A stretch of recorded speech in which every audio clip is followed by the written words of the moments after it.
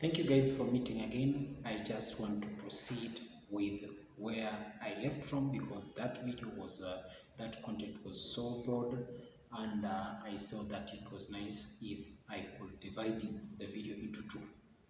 So let's proceed. I had reached at a point where Rigathi Gachagua in the recent past said himself that nyinyi, and I quote, nyinyi mlisema hamutaki pesa za wezi. Pesa iko na kazi mingi ya kufanya. Siku yenye mtataka pesa kutoka kwetu sisi serikali, tuko tayari. That is how.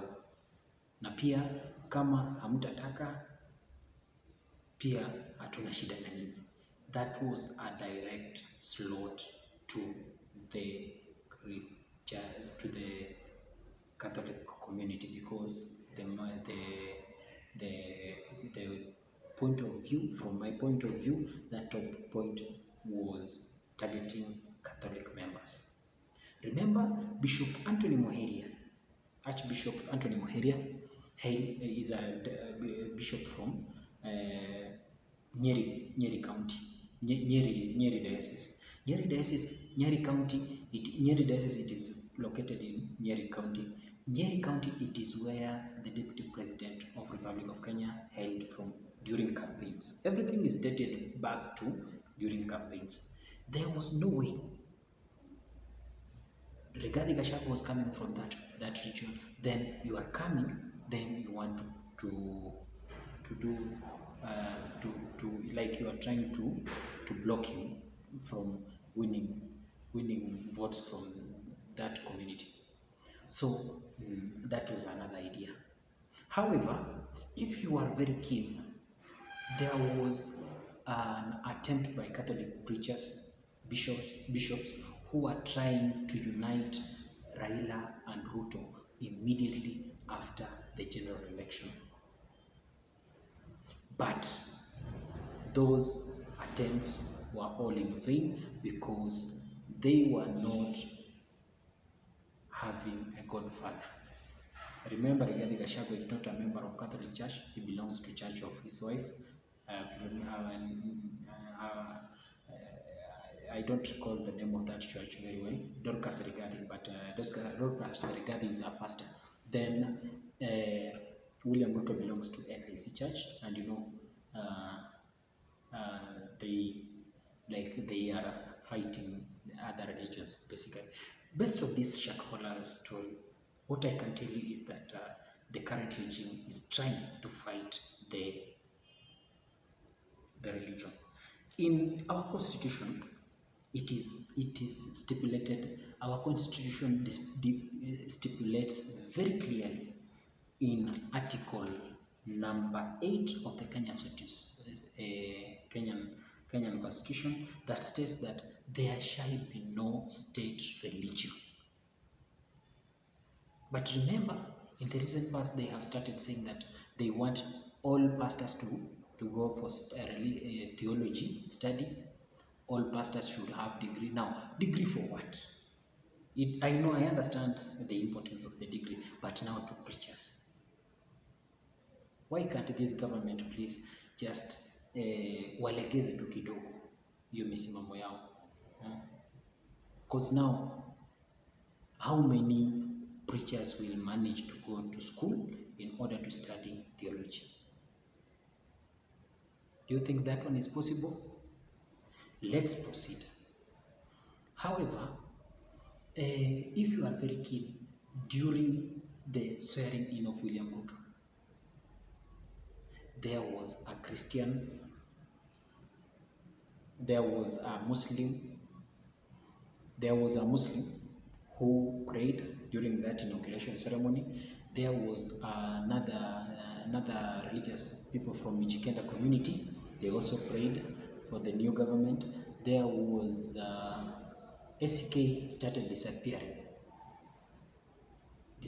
slowly by slowly, including Jackson Ole Sapit was not present during the inaugural service for William Ruto and his deputy Rigathi Gachagua. But Muslim brothers, others came from Mijikenda community, the AIC, They were the core. Then we had some Luo preachers also from I don't know which church. Was it Orthodox or I can't remember, I recall it very clearly. But Catholic preacher was missing. But if you compare the services, the government functions that were attended, that occurred before Uhuru Kenyatta retired, it was a must that a Catholic, a priest from Catholic Church could at least say a word. In fact, he was the last person to pray. Then they closed the entire praying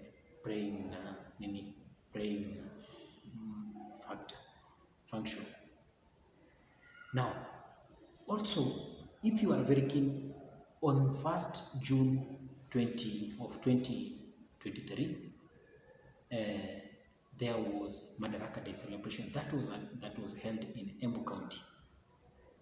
Now, if you are very keen, there was a Muslim brother, but basically from pastoralist community that is northeastern, and that man came from, he was a cousin to CS for defense, that is none other than Eden Duale.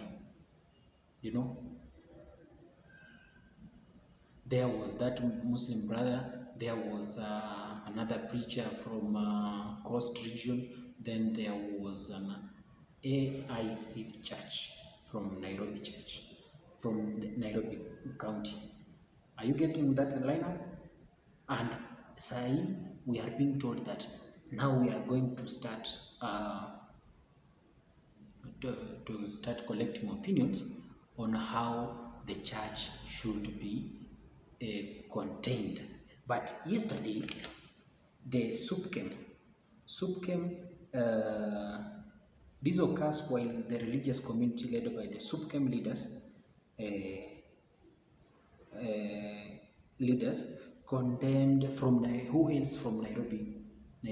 Yesterday they appeared before the court, before the before the Senate committee that is investigating the massive killing of people from Shakahola, and they said that the attempted act by the government in containing religious activity, they said that they